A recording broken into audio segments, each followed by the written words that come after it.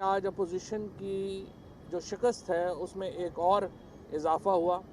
आपने देखा कि जो अपोजिशन जो ख्वाब देख रही थी कि हम कौमी असम्बली में अदम एतमाद लेके आने का, उनको ये पता चला है कि ये ख्वाब उनके उस ऐवान में भी पूरे नहीं हुए जहाँ पे उनको नाम नहाद अक्सरियत हासिल है। सेनेट में अगर आप देखें तो कागज़ों में अपोजिशन जो है उसको अक्सरियत हासिल है, लेकिन वो इस अहल भी नहीं है कि वो वहाँ से भी कोई बिल को रोक सके।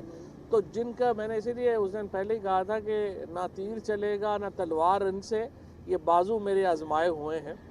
इन बेचारों का सिर्फ ये दो चार, अगर मीडिया जो है इनको लिफ्ट ना कराए तो इनकी वैसी कोई पॉलिसी नहीं है, ना ही इनकी कोई पॉलिसी है, ना ही उनकी कोई सियासत है।